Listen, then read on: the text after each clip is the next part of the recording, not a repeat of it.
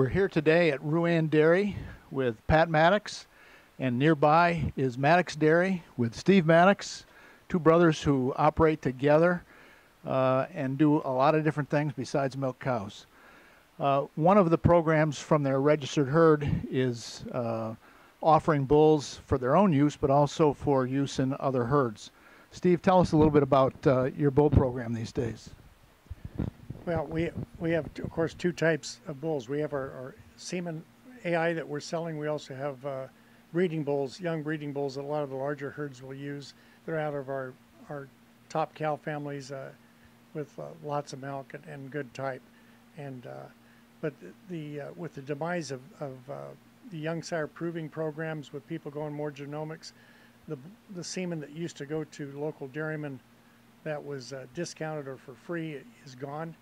And we've had a lot of our former customers asking us to expand our semen program and bring that same quality of bulls to them at a more reasonable price. I think, Pat, as you mentioned in our conversation, a lot of interest in genetics, but a little tougher to afford some of the top genetics these days. Pat, another element of the program here with your strong herd is the embryo transfer program that's been in place for quite a while, but you've innovated and doing some new and different things there. Just talk a bit about that. Sure, certainly. We've had our embryo program going for almost about 35, 36 years, a permanent crew for 33 years. And it's grown to where the last 11, 12 years, besides regular flushing, we'll also have a complete in vitro program. So besides doing our top cows, our top heifers, not only top genomics, but top type, top cow families, breeding for red, for all markets. We're saying we can meet all markets, is that we're also doing quite a bit for customers as well. We probably have over 30 different customers and doing custom work for them, all breeds, all doing beef cattle, jerseys, but also quite a few Holsteins. And anyway, producing up to about 9,000 embryos a year, you know, and half of those are ours and half of those are our customers. So. For many years, you've shown from your herd here, always shooting for Premier Breeder Awards, occasionally buying a strong outside animal. But you've made a real commitment here in the last 3 or 4 years to have a very competitive show string at the national level. Just talk a little bit about that and some of the staff involved there, too. Well, certainly, yeah. You know, we realized you just can't pull one out of the string and go and compete at the highest levels. You might do okay at the state show, but you couldn't really do it beyond that. And so we realized it took year-round care. And so so we were able to hire one of our fitters that have been with us for a few years, Grayson Smith, and also designate an area where we have probably 10 box stalls, has both cows and heifers that we're able to care for cows on a year-round program and keep them in the top shape. And certainly has been making us more competitive at the big shows, and also allowed us to board some top cows for other people as well. So we're sort of meeting a need out here on the West Coast in the boarding, and also you know, making us go out and be able to compete at the top levels. So. Just give us a highlight or two of the show season this year. Your state show, the show in Richmond. You're going to head for Oregon in August, and then get the big guns ready and go to Madison. Just talk a little bit about your show season this year.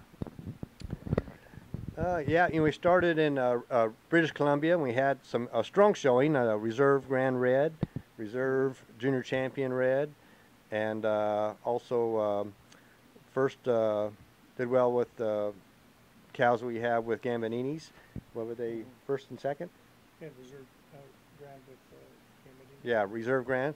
Then at the state show, again, the Gambinini cows were Grand and Reserve in the junior division. We had first Senior 2 and honorable mention intermediate champion. Again, we were also a Reserve Grand Red, Reserve Junior Champion Red, and then we were Premier Breeder and Exhibitor at the state show. Is that good for state show? Yeah. And then we went on to the Richmond show, and of course a smaller string, but did very well.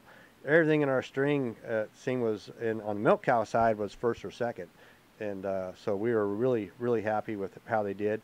Not only our cows, but the cows that went with us as well. So, but again, we had first Senior 2 and intermediate champion with the RuAnn Dormant Gene, and also had first 5-year-old with our red cow. and she was Grand Red, right? Yeah. So, Reserve Grand Red, and also and right. So again, a strong, very strong showing. We're very happy with the results there as well. So. Just say a word or two about Dormant Gene. She's a pretty fancy heifer and one that has a lot of folks looking at her. And just tell us about how she's done, and she's got a real interesting pedigree too. Yeah, she's been one of our favorites, and it's funny, we didn't even show her in the first year. She was a little bit short-aged and also very correct, but a little bit smaller, so we didn't show her as a fall calf. And then as a fall yearling, she started out second at our state show, and happened to come in heat and jump over a pipe and bruise her ribs, so we didn't take her out for the rest of the summer or fall. Missed Richmond State Fair, and but then we took her to Madison, and she was second fall yearling at Madison, and nominated as a fall yearling heifer. And then calved in great, a little bit. She was fairly fresh for a state show, and but I said she was still coming. I think now she by Richmond she was really cleaned out and looking really good. But certainly goes back to the great Jeannie family. If you remember Noonsdale Original Jeannie that Tom Nunes showed, she was a nominated All-American 4 years in a row. And an interesting is that she had a set of twins that were nominated All-American. Then one of the twins had 2 heifers that we were able to buy interest of, and they were also nominated All-American. So the family goes way back to some really, really great cows and ones that showed on the national level. So. Thanks.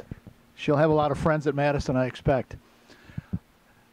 We've been with Pat Maddox and Steve Maddox here in Riverdale, California, near Fresno, and they've told us a little bit about some of the latest happenings at this long-established and very successful dairy operation. I'm Joel Hasings with Dairy Business News.